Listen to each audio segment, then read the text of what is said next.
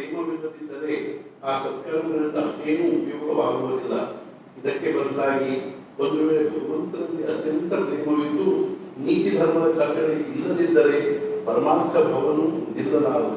ನಿಜವಾಗಿಯೂ ಪರಮಾರ್ಥವು ಅತ್ಯಂತ ಸುಲಭವಿರುತ್ತದೆ. ಆದರೆ ಪಂಡಿತ ಜನರು ಅದನ್ನು ಸುಮ್ಮನೆ ಕಠಿಣ ಮಾಡಿ ಹೇಳುತ್ತಾರೆ.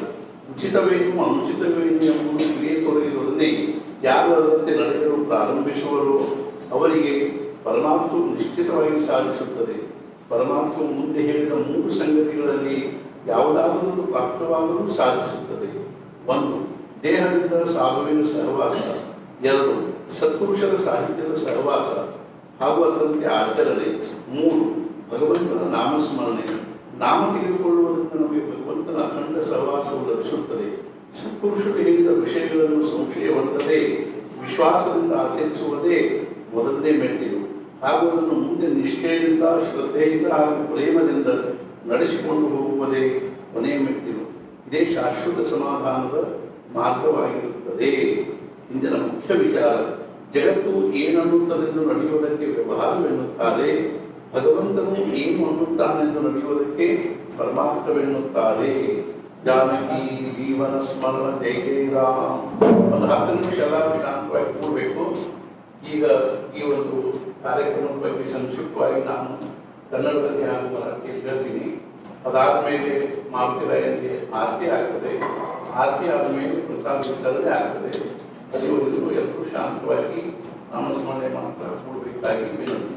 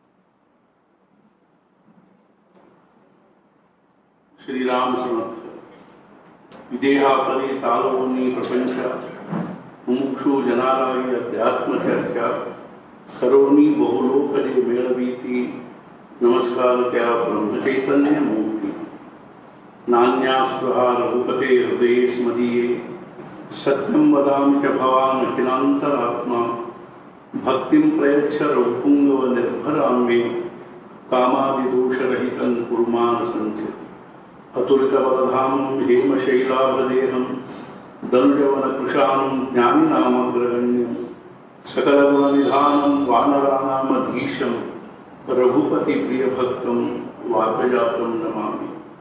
सद्गुरुनाथ महाराज की जय जय जय रघुवीर।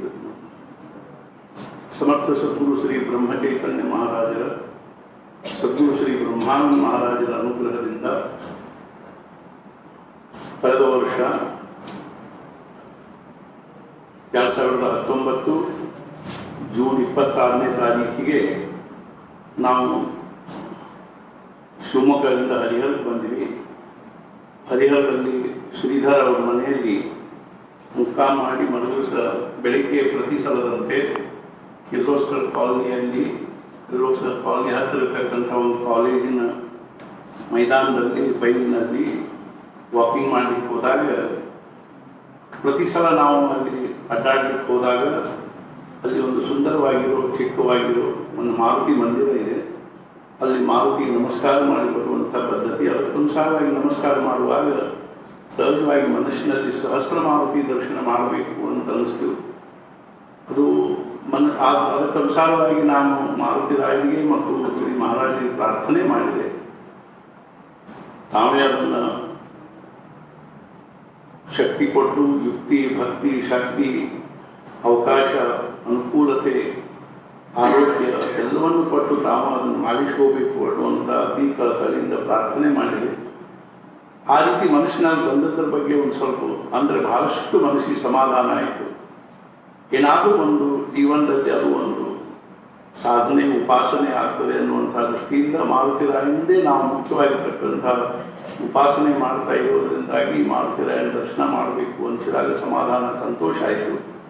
ಆ ಪ್ರಕಾರವಾಗಿ ಅಂದಿನಿಂದ ಅವ್ಯಾಹತವಾಗಿ ನಾವು ಅನೇಕ ಊರುಗಳಿಗೆ ಅಡ್ಡಾಡಿದ್ರೂ ಪ್ರತಿಯೊಂದು ಊರಿನಲ್ಲಿಯೂ ಮುಖ್ಯವಾಗಿ ಮೊದಲನೇ ಅಲ್ಲಿ ಹೋದ ಕೂಡಲೇ ಮಾರುತಿಯ ದರ್ಶನಕ್ಕೆ ಯಾವಾಗ ಹೋಗುವುದು, ಎಲ್ಲಿ ಯಾವ ಮಾರುತಿ ಅನ್ನುವಂಥದ್ದನ್ನೇ ಮುಖ್ಯವಾಗಿ ವಿಚಾರವನ್ನು ಮಾಡಿ ಆ ಪ್ರಕಾರವಾಗಿ ಶಕ್ಯವಾದ ಅರ್ಥಾತ್ ಏನು ಅಂತಂದ್ರೆ ಯಾವುದೇ ಪರಿಸ್ಥಿತಿಯಲ್ಲಿ ಮಾರುತಿ ದರ್ಶನ ಮಾಡಬೇಕು ಅನ್ನುವಂಥ ಒಂದೇ ಕಳಕಳಿಯಿಂದ ನಾವು ಅಂದಿನಿಂದ ಇಂದಿನವರೆಗೂ ನಾವು ಮಾರುತಿ ದರ್ಶನವನ್ನು ಶ್ರೀ ಮಹಾರಾಜರ ಅನುಗ್ರಹದಿಂದ ಮಾರುತಿರಾಯನೇ ಅದನ್ನು ಮಾಡಿಸಿಕೊಂಡ ಅನ್ನುವಂಥದ್ರೊಳಗೆ ಅಷ್ಟು ಸಂಶಯ ಇಲ್ಲ.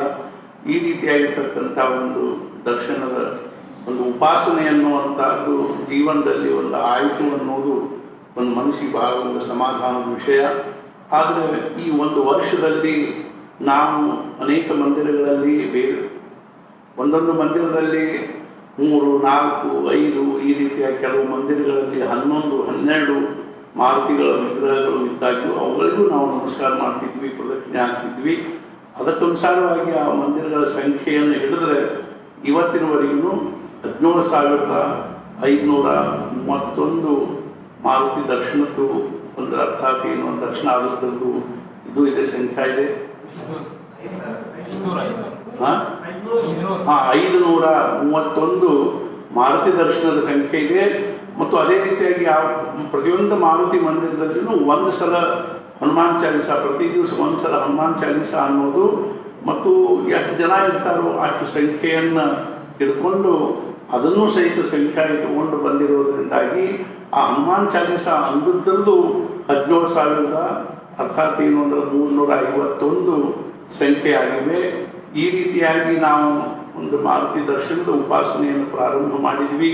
ಆಮೇಲೆ ಬರಬರ್ತ ನಮಗೆ ಅನಿಸ್ಲಿಕ್ಕೆ ಏನು ಅಂದ್ರೆ ಇದರೊಳಗೆ ಇನ್ನೊಂದು ಸ್ವಲ್ಪ ಏನಾದರೂ ಇದರೊಳಗೆ ಹೆಚ್ಚಿಗೆ ಸೇರಿಸಬೇಕು ಅನ್ನೋ ದೃಷ್ಟಿಯಿಂದ ನಾವು ಪ್ರತಿ ರವಿವಾರ ರಾಮರಕ್ಷಾ ಹೇಳಿ ಆಮೇಲೆ ಹನುಮಾನ್ ಚಾಲೀಸ ಮತ್ತು ಅದರ ಜೊತೆಗೆ ಭೀಮರೂಪಿಯನ್ನು ಸಹಿತ ಅನ್ಲಿಕ್ಕೆ ಶುರು ಮಾಡಿದ್ವಿ. ಆಮೇಲೆ 5 ಪ್ರದಕ್ಷಿಣೆ ಪ್ರತಿ ದಿವಸ ಹಾಕೋದು, ಆಮೇಲೆ ರವಿವಾರ ಇದ್ದರೆ ರಾಮರಕ್ಷಾ ಅಂದು, ಆಮೇಲೆ ಹನುಮಾನ್ ಚಾಲೀಸ ಮತ್ತು ಭೀಮರೂಪಿ ಅಂದು, ಆಮೇಲೆ ನಿಧಾನವಾಗಿ ಅದರ ಜೊತೆಗೆ 5 ಮಾಲೆ ಮುಂಚೆ 3 ಮಾಲೆ ಜಪ ಮಾಡ್ತಿದ್ವಿ, ಆಮೇಲೆ 5 ಮಾಲೆ ಜಪ ಮಾಡಬೇಕು ಅನ್ನುವಂಥ ದೃಷ್ಟಿಯಿಂದ ಅದಕ್ಕೊಂದು ಉಪಾಸನೆ, ಒಂದು ವ್ಯವಸ್ಥಿತ ಸ್ವರೂಪ ಬರಬೇಕು ಅನ್ನುವಂಥ ದೃಷ್ಟಿಯಿಂದ 5 ಮಾಲೆ ಜಪ ಮಾಡಿ ಆಮೇಲೆ ಆವತ್ತಿನ ಪ್ರವಚನವನ್ನು ಅವತ್ತು ಓದಬೇಕು ಅಂದರೆ ಎಲ್ಲರಿಗೂ ಅದೊಂದು ಚಿಂತನೆ ಆಗ್ತದೆ ಅನ್ನುವಂಥ ದೃಷ್ಟಿಯಿಂದ ಪ್ರವಚನವನ್ನು ಓದಲಿಕ್ಕೆ ಶುರು ಮಾಡಿದ್ವಿ. ಈ ರೀತಿಯಾಗಿ ಒಂದು ಉಪಾಸನೆ ನಡೀತಾ ಇದ್ದಾಗ ಆಮೇಲೆ ಮಂಗಳವಾರ ದಿವಸ ಹನುಮಾನ್ ಭೀಮರೂಪಿ ಸ್ತೋತ್ರವನ್ನು 2 ಸಲ ಹೇಳಬೇಕು ಅಂತ ಮನುಷ್ಯನಾಗಿ ಬಂದು ಆ ರೀತಿಯಾಗಿ ಹೇಳಿದ್ವಿ. ಮುಂದೆ ಗುರುವಾರಕ್ಕೊಮ್ಮೆ ಮಹಾರಾಜರು ಬ್ರಹ್ಮೇಂದ್ರ ಮುಖ್ಯ ಅನ್ನುವಂಥ ಸ್ತೋತ್ರವನ್ನು, ಅದೇ ರೀತಿಯಾಗಿ ಬ್ರಹ್ಮಾನಂದ ಮಹಾರಾಜರು ಮುಖೇ ಚಾರುಹಾಸಂ ಅನ್ನುವಂಥ ಸ್ತೋತ್ರವನ್ನು ಸಹಿತ ನಾವು ಅಲ್ಲಿ ಪ್ರಾರಂಭ ಮಾಡಿದ್ವಿ. ಆಮೇಲೆ ಶನಿವಾರ ದಿವಸ 2 ಸಲ ಹನುಮಾನ್ ಚಾಲೀಸ ಅನ್ಬೇಕು ಅನ್ನುವಂಥ ಒಂದು ಪದ್ಧತಿಯನ್ನು ವ್ಯವಸ್ಥಿತವಾಗಿ ಅದನ್ನು ನಾವು ನಡೆಸಿಕೊಂಡು ನಿಜವಾಗಿಯೂ ಮಹಾರಾಜರ ಅನುಗ್ರಹದಿಂದ ಅದು ನಡ್ಕೊಂಡು ಬರ್ತಾ ಇದೆ. ನಮಗೆ ಇದರಿಂದ ಮನಸ್ಸಿಗೆ ಬಹಳ ಸಮಾಧಾನ ಆಗಿದೆ. ಈಗ 24, 25, 26, 27 ಮೊದಲೇ ನಮಗೆ 27ನೇ ತಾರೀಕು ಅಂದರೆ ಇವತ್ತನೇ 108 ಪ್ರದಕ್ಷಿಣೆ ಹಾಕಬೇಕು ಅನ್ನುವಂಥ ಒಂದು ಮನಸ್ಸಿನಾಗಿ ವಿಚಾರ ಬಂದಿತ್ತು, ಅಪೇಕ್ಷೆ ಆಗಿತ್ತು. ಆದರೆ ಒಂದೇ ದಿವಸ 108 ಪ್ರದಕ್ಷಿಣೆ ಹಾಕುವುದು ಅನ್ನೋದು ಅರ್ಥಾತ್ ಏನು ಅಂದರೆ ಇಲ್ಲಿ ಎಲ್ಲ ಉಪಾಸನೆಗಳ ಜೊತೆಗೆ ಅದು ಅನುಕೂಲ ಆಗಲಿಕ್ಕಿಲ್ಲ ಅನ್ನುವಂಥ ಭಾವನೆಯಿಂದ 4 ದಿವಸ ನಾವು 27ರಂತೆ ಪ್ರದಕ್ಷಿಣೆ ಹಾಕಬೇಕು ಅನ್ನೋ ದೃಷ್ಟಿಯಿಂದ 24ರಿಂದನೇ ಪ್ರತಿ ದಿವಸ 24, 24, 25, 26, ಇವತ್ತು 27ನೇ ತಾರೀಕು 27 ಪ್ರದಕ್ಷಿಣೆ ಹಾಕಿ 108 ಪ್ರದಕ್ಷಿಣೆಗಳು ಪೂರ್ಣ ಮಾಡಿ ಈ ಉತ್ಸವವನ್ನು ಈ ರೀತಿಯಾಗಿ ನಾವು ಆಚರಿಸಬೇಕು ಅನ್ನುವಂಥದ್ದು ನಿಜವಾಗಿಯೂ ಮಹಾರಾಜರ ಅನುಗ್ರಹದಿಂದ ನಮ್ಮೆಲ್ಲರ ಮನಸ್ಸಿಗೆ ಸಮಾಧಾನವಾಗುವಂತೆ ಈ ಒಂದು ಪ್ರದಕ್ಷಿಣೆಯಲ್ಲಿ ನಾವು ಎಲ್ಲೇ ಇದ್ದರೂ ನಮ್ಮ ಜೊತೆಗೆ ಇದ್ದವರೆಲ್ಲರೂ ನಮ್ಮ ಆಶ್ರಮವಾಸಿಗಳಾಗಲಿ ಅಥವಾ ಅಲ್ಲಿಯ ಆಯಾ ಊರಿನ ಭಕ್ತರು ಅನೇಕರು ಅದರ ಜೊತೆಗೆ ಭಾಗವಹಿಸ್ತಿದ್ರು. ಮತ್ತು ಅದಕ್ಕಿಂತಲೂ ಮುಖ್ಯವಾಗಿ ಅವರೆಲ್ಲರೂ ಎಷ್ಟೊಂದು ಇದರ ಬಗ್ಗೆ ಒಂದು ಆಸಕ್ತಿ, ಭಕ್ತಿ, ಭಾವ ವಹಿಸಿ ಮಾಡ್ತಿದ್ರು. ಅಂದರೆ ಪ್ರಸಾದ ಕೊನೆಗೆ ಏನಾದರೂ ಒಂದು ಪ್ರಸಾದ ಕೊಡಬೇಕು ಅನ್ನುವಂಥ ಪದ್ಧತಿಗೆ ಅನುಸಾರ ಅವರು ಏನಾದರೂ ಒಂದು ಪ್ರಸಾದ, ಹಣ್ಣು, ಪೇಡೆ ಇತ್ಯಾದಿಗಳನ್ನು ತೊಗೊಂಡು ಬರ್ತಿದ್ರು. ನಮಗೆ ಈ ರೀತಿಯಾಗಿ ಉಪಾಸನೆ ಬಹಳಷ್ಟು ಮನಸ್ಸಿಗೆ ಸಮಾಧಾನ ಕೊಡುವಂಥ ರೀತಿಯಲ್ಲಿ ಆಯಿತು. ಯಾಕೆಂದರೆ ಉಪಾಸನೆ ಚ ಮುಠಾಶ್ರಯವು, ಉಪಾಸನೆ ವೀಣ ನಿರಾಶ್ರಯವು ಅನ್ನೋ ಹಾಗೆ ಜೀವನದಲ್ಲಿ ಉಪಾಸನೆಗೆ ಬಹಳ ಮಹತ್ವವಿದೆ. ಆದ್ದರಿಂದ ನಿಜವಾಗಿಯೂ ನಮಗೆ ಈಗ ಬಹಳ ಸಂತೋಷ ಆಗ್ತಾ ಇದೆ. ಮತ್ತು ನಾವು ಮಹಾರಾಜರಲ್ಲಿ ಕಳಕಳಿಯಿಂದ ಪ್ರಾರ್ಥನೆ ಮಾಡೋದೇನು ಅಂದರೆ ನಾವೆಲ್ಲರೂ ಇದೇ ರೀತಿಯಾಗಿ 300 ಅರ್ಥಾತ್ ಸಂಖ್ಯಾತ್ಮಕ ದೃಷ್ಟಿಯಿಂದ 500 ಅರ್ಥಾತ್ ಏನು ಅಂತಂದ್ರೆ 31 ದರ್ಶನಗಳಾಗಿದ್ದರೂ ಸಹಿತ ಆ ದಿವಸದ ದೃಷ್ಟಿಯಿಂದ ಒಂದು ದಿವಸಕ್ಕೆ ಒಂದೇ ದರ್ಶನ ಅನ್ನೋದನ್ನು ಹಿಡಿದ್ರು ಸಹಿತ ಇವತ್ತಿನ ತನಕ 365 ದರ್ಶನಗಳಾದವು. ಇದೇ ದೃಷ್ಟಿ, ಇದೇ ಲೆಕ್ಕದಿಂದನೇ, ಇದೇ ಒಂದು ಪದ್ಧತಿಗೆ ಅನುಸಾರವಾಗಿಯೇ 1100 ಮಾರುತಿ ದರ್ಶನ ಆಗ್ತಾರೆ. ಇನ್ನು 2 ವರ್ಷ ನಾವು ಈ ರೀತಿಯಾಗಿ ಉಪಾಸನೆಯನ್ನು ನಡೆಸಿಕೊಂಡು ಹೋಗಬೇಕು. ಅದಕ್ಕೆ ಮಹಾರಾಜರೇ ನಮಗೆ ಅಂಥ ಬುದ್ಧಿಯನ್ನು, ಅಂಥ ಒಂದು ಶಕ್ತಿಯನ್ನು, ಆರೋಗ್ಯವನ್ನು, ಪರಿಸ್ಥಿತಿಯನ್ನು ಒಟ್ಟು ಅವರೇ ನಮ್ಮ ಕಡೆಯಿಂದ ಮಾಡಿಸ್ಕೋಬೇಕು. ಅವ್ರು ಮಾಡಿಸ್ಕೊಂಡ್ರೇ ಆಗ್ತಕ್ಕಂಥದ್ದು ಅನ್ನುವಂಥ ದೃಷ್ಟಿಯಿಂದ ನಾವು ಮಹಾರಾಜರ ವ್ಯಕ್ತಿ ಕಳಕಳಿಯಿಂದ ಪ್ರಾರ್ಥನೆ ಮಾಡೋದೇನು ಅಂದರೆ, ಮಹಾರಾಜ ನಾವಾದರೂ ನಮ್ಮದಾದರೂ ಮುಗಿಬೇಕು ಆಯುಷ್ಯ, ಅಥವಾ ಉಪಾಸನೆ ಆದರೂ ಮುಗಿಬೇಕು ಅನ್ನುವಂಥ ದೃಷ್ಟಿಯಿಂದ ನಮ್ದು ಆಯುಷ್ಯ ಮುಗಿದು ಉಪಾಸನೆ ಆಗದೇ ಇದ್ದರೆ ಮಹಾರಾಜರು ಅದನ್ನು ಮುಂದಿನ ಜನ್ಮದಲ್ಲಾದರೂ ಪೂರ್ಣ ಮಾಡಿಸೋತಾರೆ ಅನ್ನುವಂಥ ನಮಗೆ ಭರವಸೆ ಇದೆ, ವಿಶ್ವಾಸ ಇದೆ. ಆದರೆ ಆಯುಷ್ಯ ಇದ್ದು ಉಪಾಸನೆ ಮುಗಿದ್ರು ನಮಗೆ ಅದು ಬಹಳ ಮನಸ್ಸಿಗೆ ಸಮಾಧಾನ ಆಗ್ತಕ್ಕಂಥ ವಿಷಯ. ಉಪಾಸನೆ ಆದರೂ ಪೂರ್ಣ ಆಗಬೇಕು, ಅಥವಾ ಆಯುಷ್ಯ ಪೂರ್ಣವಾದರೂ ಸಂತೋಷನೇ ಇದೆ. ಆ ದೃಷ್ಟಿಯಿಂದ ಮಹಾರಾಜರು ನಮ್ಮ ಕಡೆಯಿಂದ ಮಾಡಿಸಿಕೊಳ್ಳಿ. ಮತ್ತು ಇದರೊಳಗೆ ನಾವೆಲ್ಲರೂ ಅತ್ಯಂತ ಎಷ್ಟೊಂದು ನಿಷ್ಠೆಯಿಂದ, ಭಕ್ತಿಯಿಂದ ನಮ್ಮ ಆಶ್ರಮವಾಸಿಗಳಾದರೂ ಬಂದಿರತಕ್ಕಂಥ ಭಕ್ತರು ಮಾನ್ಯ ಬ್ರಹ್ಮಾನಂದ ಮಹಾರಾಜರ ಪುಣ್ಯತಿಥಿ ಶತಮಾನೋತ್ಸವದಲ್ಲಿ ನಾವು ರಾತ್ರಿ 11ಕ್ಕಾದರೂ ಪ್ರದಕ್ಷಿಣೆ ಹಾಕ್ತಾ ಇದ್ವಿ. ಅವತ್ತು 300-400 ಜನರು ಈ ಪ್ರದಕ್ಷಿಣೆಯಲ್ಲಿ ಭಾಗವಹಿಸ್ತಾ ಇದ್ದರು. ಈ ರೀತಿಯಾಗಿ ಈ ಒಂದು ಉಪಾಸನೆ ಅನ್ನುವಂಥದ್ದು ನಾವು ಸಾವಿರಾರು ಜನರು ಇದರೊಳಗೆ ಭಾಗವಹಿಸಿದ್ದಾರೆ. ಯಾಕಂದರೆ ಎಲ್ಲೆಲ್ಲಿ ಹೋಗ್ತೀವೋ ಅಲ್ಲಿ 10, 20, 30, 50, 100 ಜನ ಭಾಗವಹಿಸ್ತಾ ಇರ್ತಾರೆ. ಈ ರೀತಿಯಾಗಿ ಉಪಾಸನೆ ಅನ್ನುವಂಥದ್ದು ನಮಗೆಲ್ಲರಿಗೂ ಆನಂದವನ್ನು, ಸಮಾಧಾನವನ್ನು, ತೃಪ್ತಿಯನ್ನು ಕೊಟ್ಟಿರ್ತಕ್ಕಂಥದ್ದು. ಮಾರುತಿರಾಯನ ದಿವ್ಯ ಸಾನ್ನಿಧ್ಯದಲ್ಲಿ ಇವತ್ತು ನಾವು ಅರ್ಥಾತ್ ಏನು ಅಂದರೆ ಸದ್ಗುರುಗಳ ದಿವ್ಯ ಸಾನ್ನಿಧ್ಯದಲ್ಲಿ, ಮಾರುತಿರಾಯನ ಸಾನ್ನಿಧ್ಯದಲ್ಲಿ ಉಪಾಸನೆಯನ್ನು ಸಮಾರೋಪ ಮಾಡ್ತಾ ಇರೋದು. ಅದಕ್ಕಾಗಿ ಇವತ್ತು ಸಹಿತ ನಾವು 27 ಪ್ರದಕ್ಷಿಣೆ ಹಾಕಿದ್ದೀವಿ. ಅದೇ ರೀತಿಯಾಗಿ ಮಾರುತಿರಾಯನಿಗೆ ಅತ್ಯಂತ ಪ್ರಿಯವಾಗಿರ್ತಕ್ಕಂಥ ಉದ್ದಿನ ವಡೆಯ ಒಂದು ಆಭರಣವನ್ನು ಹಾಕಿದ್ದೀವಿ. ಈ ರೀತಿಯಾಗಿ ನಮ್ಮ ಈ ಒಂದು ಉಪಾಸನೆ ಅನ್ನುವಂಥದ್ದು ಮುಗಿತದೆ. ನಾನು ಸದ್ಗುರುಗಳಲ್ಲಿ ಅನನ್ಯವಾಗಿ ಭಗವಂತನ ಪ್ರಭು ಶ್ರೀರಾಮಚಂದ್ರನಲ್ಲಿ ಹಾಗೂ ಮಾರುತಿರಾಯನಲ್ಲಿ ಪ್ರಾರ್ಥನೆ ಮಾಡೋದೇನು ಅಂದರೆ, ಇದೇ ರೀತಿಯಾಗಿ ಇನ್ನೂ ಅನೇಕ ಪ್ರಕಾರದಿಂದ ನಮ್ಮ ಜೀವನದಲ್ಲಿ ಉಪಾಸನೆ ಅನ್ನುವಂಥದ್ದು ಬೆಳೆದುಕೊಂಡು ಬರಬೇಕು. ಉಪಾಸನೆ ನಮ್ಮ ಜೀವನದ ಆಧ್ಯಾತ್ಮಿಕ ಜೀವನದ ಒಂದು ಬುನಾದಿ ಅನ್ನುವಂಥದ್ದು. ಉಪಾಸನೆ ಇಲ್ಲ ಅಂದರೆ ಆಧ್ಯಾತ್ಮಿಕ ಜೀವನದ ಭವನ ಏನದನ್ನು ಅದು ದೃಢವಾಗಿ ನಿಲ್ಲಲಿಕ್ಕೆ ಶಕ್ತಿಲ್ಲ ಅನ್ನುವಂಥ ದೃಷ್ಟಿಯಿಂದ ನಾಮಸ್ಮರಣೆ, ಉಪಾಸನೆ ಇವು ಬಹಳ ಮುಖ್ಯವಾಗಿರ್ತಕ್ಕಂಥವುಗಳು ಅನ್ನುವಂಥ ದೃಷ್ಟಿಯಿಂದ ನಾಮಸ್ಮರಣೆಯನ್ನು ಸಹಿತ ನಾವು ಅತ್ಯಂತ ಕಟಾಕ್ಷದಿಂದ ಮಾಡಬೇಕು. ನಾಮಸ್ಮರಣೆಗೆ ಮಹಾರಾಜರು ಅರ್ಥಾತ್ ನಾಮಸ್ಮರಣೆ ಅನ್ನೋದನ್ನೇ ಬಹಳ ದೊಡ್ಡದಾಗಿರ್ತಕ್ಕಂಥ ಒಂದು ಉಪಾಸನೆ. ಆ ಭಗವಂತನ ನಾಮಸ್ಮರಣೆಯನ್ನು ಸಂಖ್ಯಾತ್ಮಕವಾಗಿ ನಾವು ಜಪ ಮಾಡುವುದು ಮತ್ತು ಸಮಯ ಅರ್ಥಾತ್ ಏನು ಅಂದರೆ ಸಮಯವನ್ನು ನಿಶ್ಚಿತಪಡಿಸಿ ನಾವು ಜಪ ಮಾಡುವುದು, ಇದೆಲ್ಲ ಎಷ್ಟು ಮಹತ್ವದ್ದಿದೆ ಅಂದರೆ ಸಂಖ್ಯಾತ್ಮಕ ಜಪಕ್ಕಾಗಲಿ ಅಥವಾ ಭಾಳಷ್ಟು ಒಂದ ಕಡೆ ಕೂತ್ಕೊಂಡು ಮಾಡ್ತಕ್ಕಂಥ ಜಪಕ್ಕೆ ಹೆಂಗೆ ಮಹತ್ವ ಇದೆ ಅಂದರೆ, ಈ ಗಂಗಾ ಆಗಲಿ ಅಥವಾ ಯಮುನಾ ಆಗಲಿ ಅಥವಾ ನರ್ಮದಾ ಆಗಲಿ ಇತ್ಯಾದಿ ಮಹಾನದಿಗಳು 12 ತಿಂಗಳು ಹರಿಯೋದನ್ನು ನಾವು ನೋಡ್ತೀವಿ. ಸಣ್ಣ ಸಣ್ಣ ಘಟಪ್ರಭಾ, ಮಲಪ್ರಭಾ ಇಂಥವೆಲ್ಲ ನದಿಗಳೇನೋ ವರ್ಷದಲ್ಲಿ 6 ತಿಂಗಳು ಬರ್ತಿರ್ತವೆ. ಆದರೆ ಇವು ಮಹಾನದಿಗಳು ಮಾತ್ರ 12 ತಿಂಗಳು ಹರಿತಿರ್ತಾವೆ. ಕಾರಣ ಏನು ಅಂದರೆ, ಈ ಮಹಾನದಿಗಳಲ್ಲಿ ಮೈಲೋ 2 ಮೈಲಿಗೋ 4 ಮೈಲಿಗೋ ಒಂದೊಂದು ಎಂತೆಂಥ ದೊಡ್ಡ ದೊಡ್ಡ ಮಡುಗಳು ಇರ್ತಾವೆ ಅಂತಂದರೆ, ಆ ಮಡುವಿನಲ್ಲಿ ಭಾಳ ಅಪಾರ ನೀರು ತುಂಬಿರ್ತದೆ. ಆ ನೀರೇನದನೋ ಮುಂದಿನ ಮಡುವಿನ ಕಡೆಗೆ ಅದು ಅರ್ಥಾತ್ ಏನು ಅಂದರೆ ಹರ್ಕೊಂಡು ಹೋಗ್ತಿರ್ತದೆ. ಹಿಂದಿನಿಂದ ನೀರು ಬರೋ ಪ್ರಮಾಣ ಕಡಿಮೆ ಆದರೂ ಮಡುವಿನಲ್ಲಿ ನಿಂತಿರ್ತಕ್ಕಂಥ ನೀರೇನದನೋ ಹರಿತಾ ಇರೋದ್ರಿಂದಾಗಿ ಆ ನದಿ ಅಖಂಡವಾಗಿ ಹರಿತದೆ ಅಂತ ನಮಗೆ ಅನಿಸ್ತದೆ. ಹೆಂಗೋ ಹಾಗೇನದ ನಾಮದ ಪ್ರವಾಹ ನಮ್ಮ ಮನಸ್ಸಿನಲ್ಲಿ ಅಂತಃಕರಣದಲ್ಲಿ ನಿರಂತರವಾಗಿ ಹರಿಬೇಕು ಅಂದರೆ, ಆ ನಾಮದ ಪ್ರವಾಹದಲ್ಲಿ ಮಧ್ಯದಲ್ಲಿ ಏನಿರಬೇಕು ಅಂದ್ರೆ ಸಂಖ್ಯಾತ್ಮಕವಾಗಿರ್ತಕ್ಕಂಥ ಜಪದ ಮಡುವುಗಳು. ನಾವು ಅರ್ಥಾತ್ ಪ್ರತಿ ದಿವಸ ಒಂದು ಮಡುವನೇ ತಯಾರಾಗಬೇಕು. ಬಹಳಷ್ಟು ಸಂಖ್ಯಾತ್ಮಕವಾಗಿರ್ತಕ್ಕಂಥ ಜಪ ಮಾಡಿದ್ವಿ ಅಂದರೆ ಅದು ಇವತ್ತಿನ ಮಡುವಿನಿಂದ ನಾಳಿನ ಮಡುವಿನ ತನಕನೂ ಅದು ಜಪ ಅನ್ನುವಂಥದ್ದು ನಮ್ಮ ಅಂತಃಕರಣದಲ್ಲಿ ಹರ್ಕೊಂಡು ಹೋಗ್ತಾ ಇರ್ತದೆ. ಆದ್ದರಿಂದ ಇವತ್ತೊಂದು 10,000 15,000 ನಾಮಸ್ಮರಣೆ ಮಡುವು ಇರಬೇಕು. ಆಮೇಲೆ ಅದೇ ರೀತಿ ನಾಳಿನೂ ಮತ್ತು 15,000 ಮಡುವು. ಹೀಗೆ ನಾವು ಅರ್ಥಾತ್ ಏನು ಅಂದರೆ ಸಂಖ್ಯಾತ್ಮಕವಾಗಿ ಆಗಲಿ ಅಥವಾ ಬಹಳಷ್ಟು ಕೂತ್ಕೊಂಡು ಅಥವಾ ಅಖಂಡ ನಾಮಸ್ಮರಣೆ ಅಭ್ಯಾಸ ಮಾಡಿಕೋತ ನಾವು ಮಡುವುಗಳನ್ನು ತಯಾರು ಮಾಡಿದರೆ ಮಾತ್ರ ಈ ನಾಮದ ಪ್ರವಾಹ ಅನ್ನುವಂಥದ್ದು ಅಖಂಡವಾಗಿ ಹರ್ಕೊಂಡು ಹೋಗ್ತದೆ. ಇಲ್ಲದೇ ಇದ್ರೆ ನಾವು ಸುಮ್ಮನೆ ಏನು ಅಂತಂದ್ರೆ ಪ್ರವಾಹದ ಗತಿಗನುಸಾರವಾಗಿ 500 1000 ಹಿಂಗೆ ನಾವು ಜಪ ಮಾಡ್ಕೋತ ಹೋದ್ವಿ ಅಂದರೆ ಅದು ಮುಂದೆ ಅರ್ಥಾತ್ ಏನು ಅಂದ್ರೆ ಅದು ಯಾವಾಗಾದರೂ ಹಿಂಗೆ ಬತ್ತಿ ಹೋಗೋ ಸಂಭವ ಇರ್ತದೆ. ಹಾಗೆ ಆಗಬಾರ್ದು ಅನ್ನೋ ದೃಷ್ಟಿಯಿಂದ ಇದೇ ರೀತಿಯಾಗಿ ಉಪಾಸನೆಯನ್ನು ಸಹಿತ ನಾವು ಅತ್ಯಂತ ಕಟಾಕ್ಷದಿಂದ ಉಪಾಸನೆಯನ್ನು ನಡೆಸಿಕೊಂಡು ಹೋಗುವಂಥ ಪ್ರಯತ್ನ ಮಾಡಬೇಕು.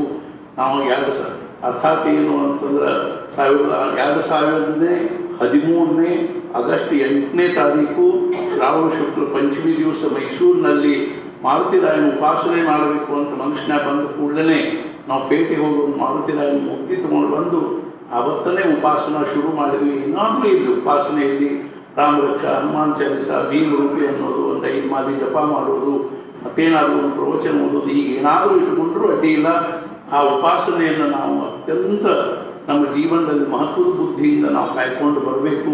ನಿಜವಾಗಿ ನಮಗೆ ಮಹಾರಾಜರ ಕೃಪೆಯ ಒಂದು ಅನುಭವ ಅನಿಸ್ತದ. ಏನು ಅಂತಂದರೆ, ನಾವು ಕೇವಲ ಹಿಂದೂಜಾ ಹಾಸ್ಪಿಟ್ಲ್ನಲ್ಲಿದ್ದಾಗ 21 ದಿವಸ ಮಾತ್ರ ಆ ಮಾರುತಿಯಿಂದ ನಮಗೆ ದೂರ ಇರಬೇಕಾಗಿ ಬಂತು. ಅಂದ್ರೆ ಪ್ರತ್ಯಕ್ಷ ಉಪಾಸನೆಯ ಒಂದು ಉಪಾಸನೆಯಲ್ಲಿರ್ತಕ್ಕಂಥ ಮಾರುತಿಯನ್ನು ಮನೆಯಲ್ಲಿಟ್ಟು ನಾವು ಆಸ್ಪತ್ರೆಯೊಳಗೆ ಇರಬೇಕಾಗಿ ಬಂತು.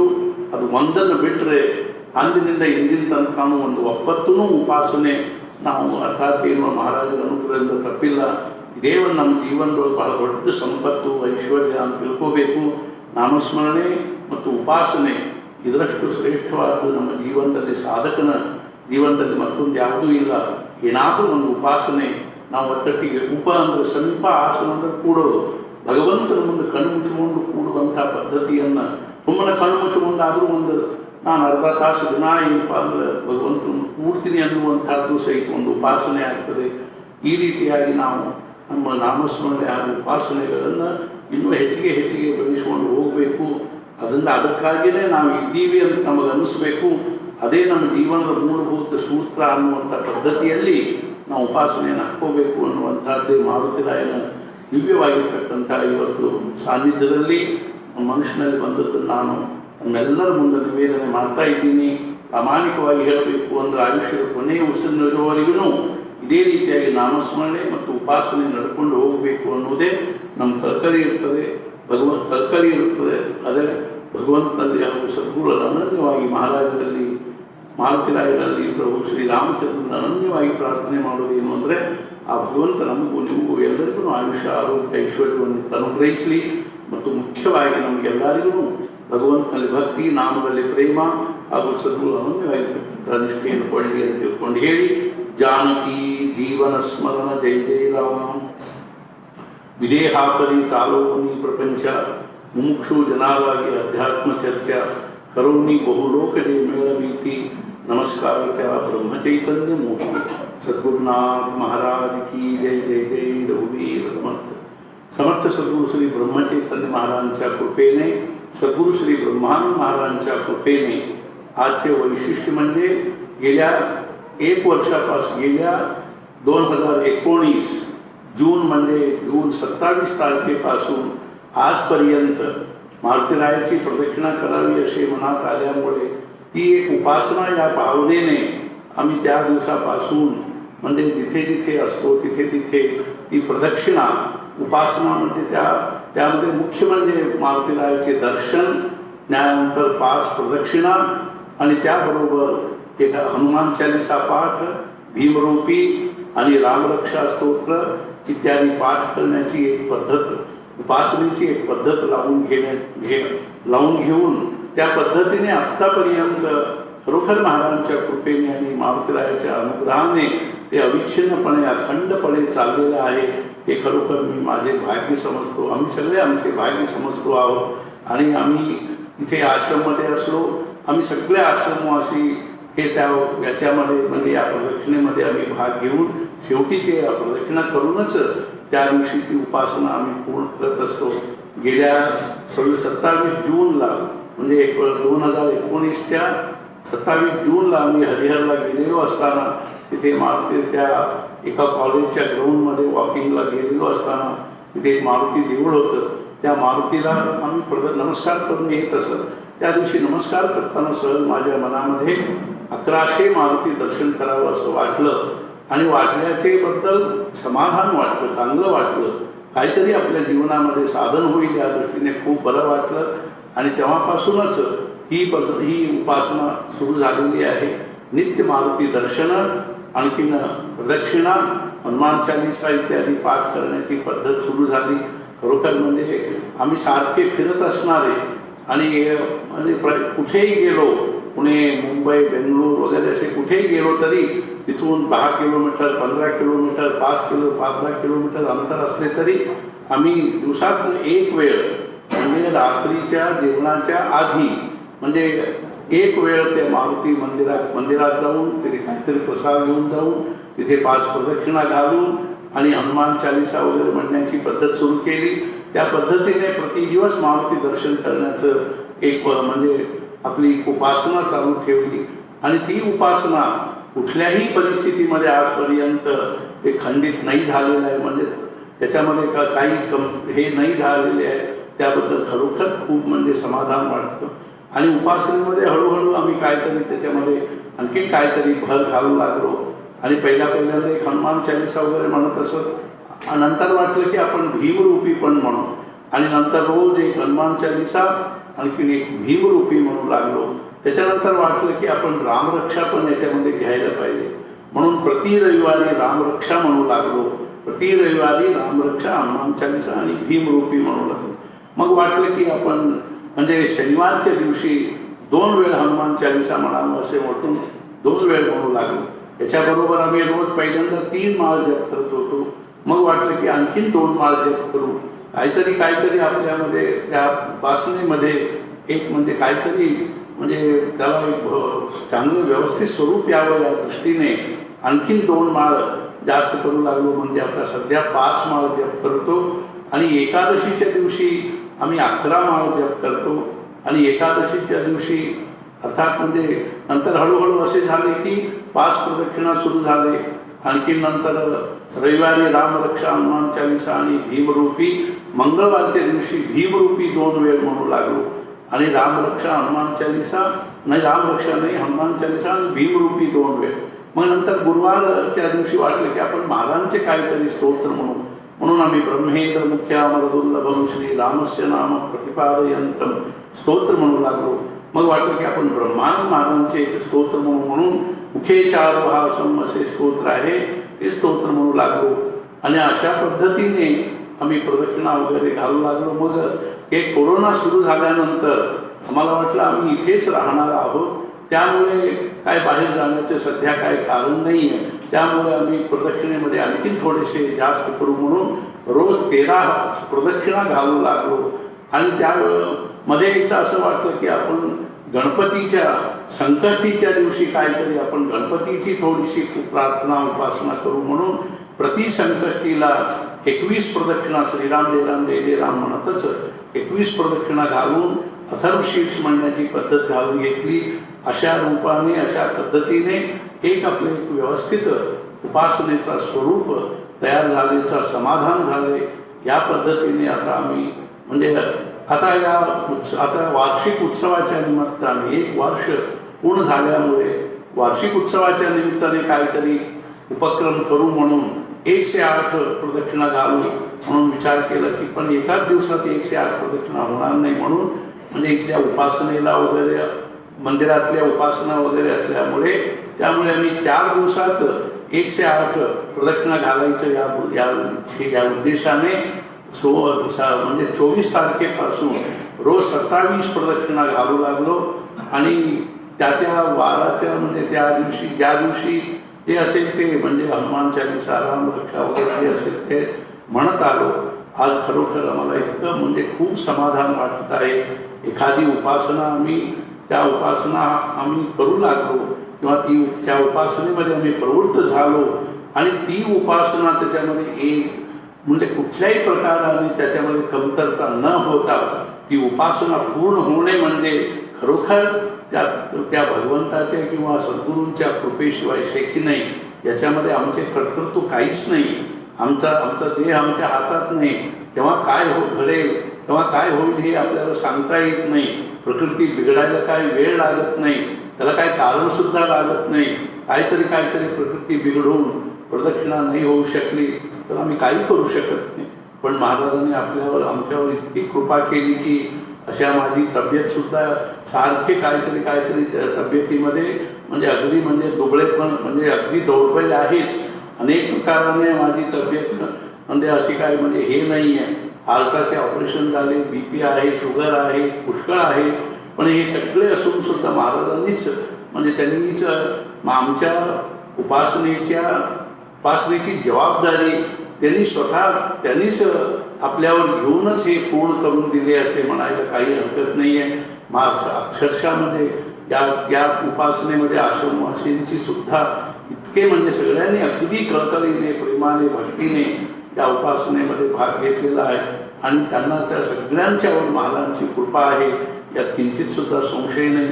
आम्ही कुठे गेलो तर तिथलेही सगळं पुष्कळ आमच्या म्हणजे आत्मीय लोक भक्त महाराजांचे भक्त लोक साधक लोक अगदी प्रेमाने या उपासनेमध्ये म्हणजे प्रदक्षिणेमध्ये भाग घेतलेले आहेत. त्यांनाही महाराजांची कृपा त्यांच्यावर पण महाराजांची कृपा आहे यात शंका नाही. अशा पद्धतीने ही उपासना पूर्ण होत 1 वर्षाची उपासना पूर्ण झालेली आहे. पण तरी अजूनही 2 वर्ष इतकेच नव्हे म्हणजे जेवढे दिवस चालेल तेवढे दिवस त्या पद्धतीने मला असं महाराजांच्या चरणी मी अशी प्रार्थना करतो की महाराज माझ्या आयुष्याच्या शेवटच्या श्वासापर्यंत तरी चालू दे किंवा ही उपासना तरी पूर्ण होऊ दे. अशा पद्धतीने त्यांनी आपणच आमच्यावर कृपा करून आमच्याकडून ही उपासना करून घ्यावी त्यांच्या चरणी प्रार्थना करून आजच्या उपासनेला मी महाराजांच्या प्रार्थना करतो. आजच्या उपासनेच्या या संदर्भात महाराजांच्या चरणी प्रार्थना करतो की महाराजांनी आपल्या सगळ्यांना आयुष्य आरोग्य ऐश्वर देवो आणि मुख्य म्हणजे महाराजांनी आपल्याला भगवंताबद्दल भक्ती, नामाबद्दल प्रेम आणि सद्गुरूविषयी अनन्य निष्ठा आणि उपासनेविषयी अनन्य निष्ठा, चिकाटी आणि तळमळ या 3 गोष्टी असल्याशिवाय कुठलेही कार्य संपन्न होत नाहीये. त्यामुळे या उपासनेमध्ये, या प्रदक्षिणेमध्ये जे कोणी भाग घेतलेला आहे यावर 1 वर्षभरामध्ये त्या सर्वांना महाराजांची कृपा असू दे, अनुग्रह होऊ दे अशी मी प्रार्थना करून माझ्या सद्गुरूंच्या चरणी ही उपासना मी समर्पण करतो. आणि अशीच उपासना माझ्याकडून, आमच्या सगळ्यांच्याकडून करून घेऊ देत अशी महाराजांच्या चरणी प्रार्थना करून जानकी जीवन स्मरण जय जय राम.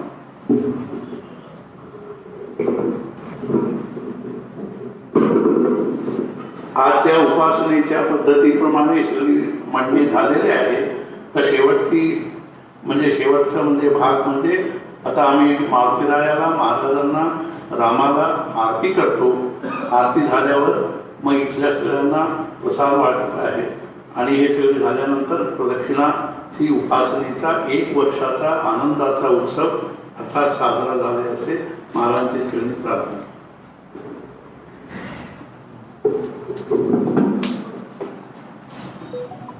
आरती होतो नैवेद्य.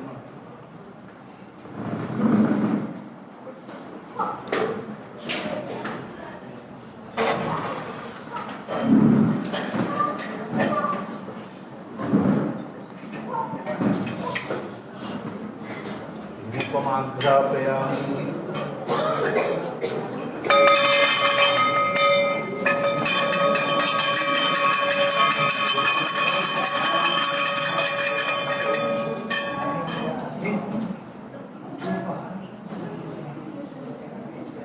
दीपं दर्शयामि नैवेद्यं.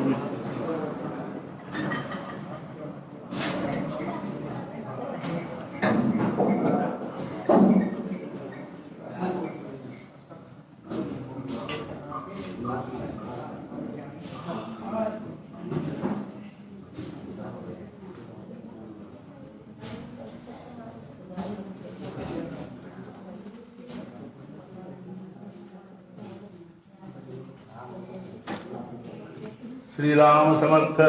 शुभ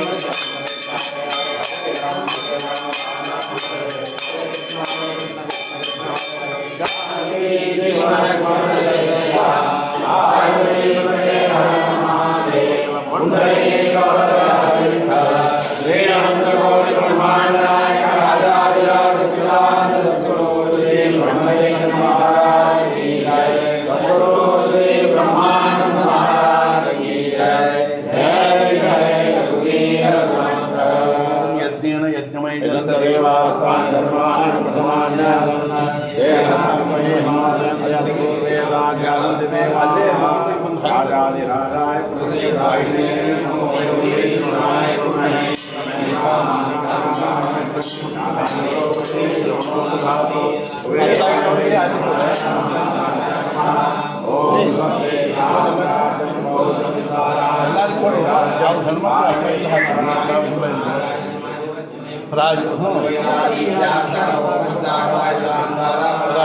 पृथ्वी के समुद्र पर्यंत तदप्येष श्लोको अभिहितो मर्तप्रतिष्ठारो मर्तस्यासनग्रहे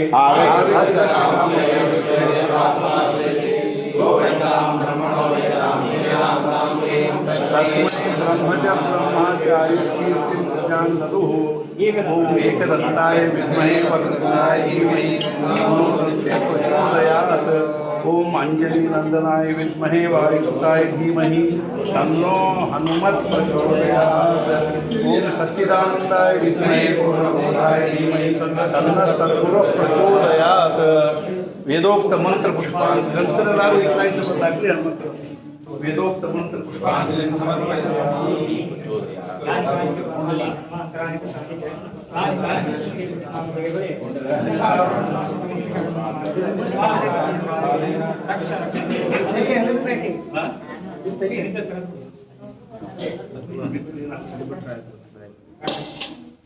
मंत्र पुष्पांजलि समर्पयामि ತೆಗಿಲಿಯಾ ಅವಕಾಶ ಹೋಗ್ರಿ ಫಿನಿಶ್ ಮಾಡಿ दक्षिणोत्तरान् समर्पयामि